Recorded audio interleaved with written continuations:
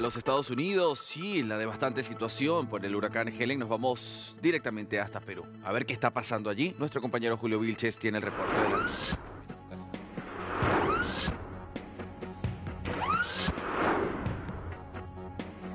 Andy, hola, ¿cómo estás? Aquí justamente estamos con el general en situación de retiro, Gastón Rodríguez Limo, quien nos ha dado un poco de su tiempo aquí en su trabajo en el distrito de San Isidro, para poder hablar acerca de la seguridad en el Perú y fundamentalmente en Lima, una seguridad que parece estar rebasada por la delincuencia, la extorsión y el sicariato, como nunca antes se ha visto.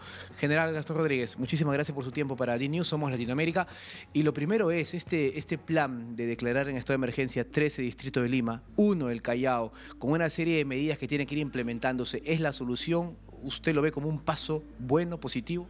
Fíjese, el tema de la extorsión en el Perú se ha visto, se está realizando con muchísima violencia extrema y se ha visto rebasado muchas veces las capacidades de los cuerpos de seguridad.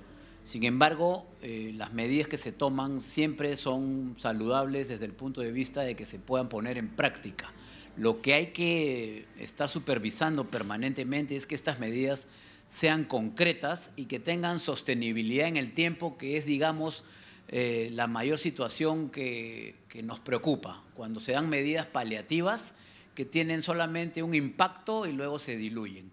Entonces, desde el punto de vista de que se ha hecho una reacción, es una medida válida. Sin embargo, no sabemos si va a ser una medida efectiva, toda vez que ya se han presentado anteriormente estados de emergencia en el Perú y no han tenido los resultados que se esperaba. Por ejemplo, en Trujillo, estado de emergencia muchísimos días y parece que la criminalidad en Trujillo, en el norte del país, también es muy fuerte. Claro, porque lo que sucede es que al no tener planificación, hay dos factores esenciales para decretar un estado de emergencia. Primero es la planificación y segundo es el presupuesto. Cuando no hay ninguno de los dos, es solamente una medida populista, paliativa, para poder contentar o para poder tranquilizar o intentar tranquilizar a una población preocupada. En este caso, se van dando repetidas veces los estados de emergencia en el Perú bajo ese concepto. Esperemos que ahora sea distinto, pero hay una duda, y esa duda salta siempre cuando no hay esa planificación. Se dio esta última medida de emergencia a raíz de una protesta masiva de los conductores de vehículos de transporte en el Perú, y que luego de eso, en horas de la noche, se salió a anunciar que se decretaba estado de emergencia en 14 distritos de la capital. Eso, a todas luces, obedece a una medida reactiva, y entonces hay la preocupación de que podamos estar volviendo a revivir los temas de estado de emergencia anteriores. Pero además de eso, hay otra cosa que es preocupante. En el Perú, el sistema penitenciario no solamente está en un estado anacrónico y vetusto, sino que está en un estado de sobrepoblación de 136% en los penales. Eso significa que los esfuerzos que haga el gobierno, el sector interior, la Policía Nacional y los supervisores de justicia no tendrían un buen recaudo con respecto a los delincuentes, porque no habría en dónde ponerlos. Y esto nos preocupa a todos los peruanos, porque la razón de ser de los penales es resocializar al interno. Aquí se están viendo muchas veces que las extorsiones salen directamente desde los penales. O sea, se potencian en los penales. Claro, se va volviendo una especie de escuelas de crimen, claro, en donde al no haber una falta de control, ¿no? O al existir, mejor dicho, una falta de control, estos delincuentes tienen en sus pabellones módems de internet, ¿no? Antenas, y entonces vemos que hay requisas permanentemente y siempre se van encontrando este tipo de aditamentos. La pregunta es cómo llegan ahí y qué es lo que se debe de hacer. Por ejemplo, y hablaba de marchas, una próxima sería este jueves, un paro nacional de transportistas. Ahora, una de las medidas es militarizar esta seguridad, ¿no? A la policía, que el ejército vaya a darle seguridad a la policía para cuando ellos intervengan y hagan operativos. ¿Usted está de acuerdo con ello? No, no estoy de acuerdo, porque es un grave error militarizar la seguridad ciudadana. Y simplemente por concepto propio. Las Fuerzas Armadas están preparadas para eliminar las amenazas en una competencia funcional que es la defensa integral del territorio y sus fronteras, mientras que la policía es una acción de protección de brindar protección y seguridad a las personas. Pero insisto, al no darse abasto. No, el problema no es que no se den abasto, y ese es un concepto que se le ha vendido a la opinión pública. La policía se ha visto sobrepasada y no se da abasto. No, el tema es que la policía, y ustedes lo pueden ver a diario, los comisarios presentan a los detenidos, a los delincuentes que han sido capturados por 3, 4 o 5 veces en el año por la misma comisaría, por el mismo personal policial. Entonces, es difícil combatir una inseguridad cuando el sistema de justicia en su conjunto es el que falla y no pone a los delincuentes bajo una serie de pretextos de orden legal, como el Código Procesal Penal, en la prisión, que es donde deberían de estar. Entonces, la policía puede capturar 2 o 3 veces a un delincuente en flagrancia, pero de repente va a haber una cuarta vez en la que el delincuente se va a salir con la suya. Y el ciudadano es ahí donde dice: la policía ya no se da abasto, nos han robado en tal o cual sitio. Pero cuando capturan a ese delincuente, fue el mismo que había capturado 3 o 4 veces. Entonces, ese círculo vicioso es el que genera toda esta sensación de indefensión del ciudadano, y es lo que le llamamos la impunidad. La impunidad sí potencia el accionar del delincuente porque se siente que no le va a pasar nada. ¿Cuánto ha, justamente utilizo una palabra que usted acaba de mencionar, potenciado la criminalidad peruana, la influencia de venezolanos o de colombianos de mal vivir que han entrado al país? Que no lo son todos, pero sí hay cierto personal que ha entrado pues con requisitoria y todo lo demás. Fíjate, hoy en día se maneja una terminología que está adecuada también al Perú, que es la transnacionalización del crimen. Eso significa que viene delincuencia de diferentes lugares, especialmente de Venezuela, con modalidades nunca antes vistas en el territorio peruano. Acá no se había visto el sicariato de la forma que se presentó, ¿no? El gota a gota y todas estas modalidades que comienzan con tratar de tener supremacía sobre determinado espacio geográfico del territorio peruano y luego se van consolidando en base a la violencia. Es decir, incluso en los temas ya conocidos de delincuencia como la prostitución, por ejemplo, ellos el INSE que hablábamos, por ejemplo, la del INSE. Claro, se sobreponen a la estructura delictiva que esté funcionando en determinado lugar porque lo ven como un negocio explotable para ellos y sobre el cual ellos pueden ejercer una violencia extrema tal que garantice su hegemonía aún sobre la estructura delincuencial que ya está trabajando en ese lugar. O sea, se superponen a los delincuentes que están ahí para consolidarse en base a la violencia extrema, al sicariato, que es el brazo armado de la extorsión. ¿Cómo explicarse, usted que ha sido evidentemente exministro, que tiene la experiencia de estar en el cargo y ver de manera macro el tema, cómo se explica a uno que hayan tantas armas de guerra de gran calibre en manos de los criminales? ¿Salen del ejército y la policía? ¿De dónde sale tanta arma? Fíjese, hay casos aislados en los que se ha detectado que algún efectivo policial o de las Fuerzas Armadas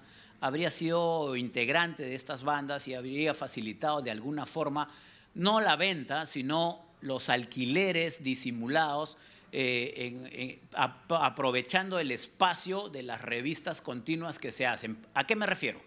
Si es que una revista en un cuartel militar o en una instalación policial, digamos, es semanal del armamento, estos individuos que estaban comprometidos con actividades delictivas aprovechaban el segundo o tercer día de esa semana en donde se pasa la revista de armamento para poder alquilarla por un día o por 2 días. Eso también se llegó a detectar. En la actualidad no hay reportes en que miembros de la Fuerza Armada o Policía estén alquilando. Sin embargo, sí hay un tráfico de armas que es notorio, que es visto porque son ciudadanos extranjeros que llegan de la noche a la mañana y que en poco tiempo se agencian de este tipo de armamentos y armas además sofisticadas, en las que se están empleando, por ejemplo, esta adaptación de las caserinas, que normalmente en una pistola son para 15, ellos la tienen de 30, y la caserina sobresale. Extendida. Así es, le extienden la cantidad de munición que deben tener para justamente tener una mayor potencia, tanto para amedrentar como también para enfrentar a las fuerzas del orden, ¿no? Por último, un tema no menos importante es la labor de inteligencia de la policía. Antes teníamos una policía, digamos, articulada en la PIP, la Policía de Investigación, la Guardia Civil y la Ciudadanía, Guardia Republicana. Necesitamos más trabajo de inteligencia para detectar, ver las guaridas de los delincuentes y tener mayor control del tema. Sí, definitivamente el tema de inteligencia es un tema importantísimo en el combate de la criminalidad, porque es quien proporciona la información precisa de los blancos objetivos a neutralizar. pero también hay que repotenciar la investigación criminal, que es justamente es la parte en donde se detectan a estas bandas y se acciona en contra de ellas, y la prevención, que obviamente es la presencia física de agentes del orden en diferentes zonas donde, de acuerdo al mapa del delito del país, ¿no? Se deben colocar efectivos policiales. ¿El grupo Gorex que ha anunciado Santibáñez, ministro del Interior, es la solución para ello? Es digamos, una división de la policía, un grupo nuevo que se ha potenciado con la finalidad de que sea el brazo operacional de una estructura que tiene la policía para actuar. Esa estructura justamente combina la inteligencia, la tecnología y las operaciones. En el caso de las operaciones tiene que haber un grupo que las realice. Ese grupo es este grupo especial que han creado para poder intervenir físicamente en los lugares que la inteligencia y la tecnología hayan detectado para poder golpear. Bajo esos conceptos que ha dado general, por último, ya para terminar la intervención y volver con Andy Estudios, ¿usted le ve visos de que vamos a salir de este tema o esto se va a agravar? Fíjese, yo creo que es una situación que nos tiene que tener pendientes en el día a día a todos los peruanos, porque tenemos factores exógenos que están muy cerca de que se puedan concretar en cuanto a inseguridad. Me refiero a la migración venezolana, a la migración que se ha anunciado también boliviana, Sí, es ¿no? cierto. Y a esta genuflexión que muchas veces se da por parte de las autoridades para imponer con drasticidad penas a quienes delinquen en contra de la seguridad de todos los peruanos. Entonces, para poder nosotros tener un viso de solución, definitivamente tiene que haber un liderazgo en la conducción de este problema y tienen que haber penas efectivas que se cumplan, porque el ordenamiento legal del Perú contempla sanciones fuertes. Por ejemplo, en el caso del secuestro, del sicariato, es cadena perpetua, está contemplado en el Código Penal. Sin embargo, ¿quién lo aplica? Más leyes no necesitamos, digamos, ese es el punto. Pero hay una ley acá en el Perú que dice que se le da 25 años de pena privativa a quien robe un celular y no hay ninguna sentencia en ese aspecto. Entonces, claro, obviamente entran pues los razonamientos de los jueces y fiscales que desde su punto de vista ven una exageración que se debe 25 años de pena por el robo de un celular, pero justamente esa interpretación es la que genera una sensación de impunidad en la ciudadanía y además la reiterancia de quienes cometen los delitos. Son los mismos que están todo el día robando celulares, vendiéndolo a los mercados negros. Entonces, la acción que se tiene que dar tiene que ser estratégicamente planificada, claro que sí, con un presupuesto permanente y con un liderazgo que permita tener sentados en una misma mesa al Poder Judicial, al Ministerio Público y a los actores que se llaman los operadores de justicia para concretar las medidas que se den. Ahí me detengo, general. ¿El liderazgo tiene que ser del Ministerio del Interior o un SAR ante la criminalidad? Una persona adicional. Tampoco un SAR. Mira, el Estado tiene perfectamente definida su estructura y quien lidera el Estado es el presidente de la República. Entonces, el presidente de la República, en este caso presidenta, es quien tiene que llamar a su Consejo de Estado, que eso lo venimos pidiendo desde el año pasado, porque el Consejo de Estado tiene la posibilidad de sentar en una misma mesa a todos esos participantes, Ministerio del Interior, Ministerio... ¿Por qué? Porque si lo dejamos solamente al Ministerio del Interior, sería la parte, digamos, operativa del problema. Pero el ministro del Interior no tiene comando, no tiene ascendencia sobre el Poder Judicial, que es un poder autónomo, sobre el Ministerio Público, que actúa autónomamente. Pero si quien los puede sentar sin tener, digamos, una acción represiva, ni mucho menos con esos poderes, pero sí por ascendencia, es el presidente de la República. ¿No es cierto? Sentarlos a todos en la mesa. Y otra cosa más para terminar, proyectarle a la opinión pública el trabajo y la política pública que se está diseñando con resultados concretos. ¿A través de qué? Justamente de los micrófonos y de las conferencias de prensa. Es verdad. Menos verso y más acción para la gente. General, muchísimas gracias por su tiempo, sus conceptos tan claros. Es el tema que vive el Perú en estos momentos. La realidad es muy dura, pero se intenta encontrar soluciones para enmarcar una estrategia que ayude a combatir la criminalidad en el Perú y también en todo lo que significa la región. Muchísimas gracias. Será hasta la próxima ocasión. Para D-News Somos Latinoamérica, informó Julio Vilches con la cámara de Juan Carlos Lizano.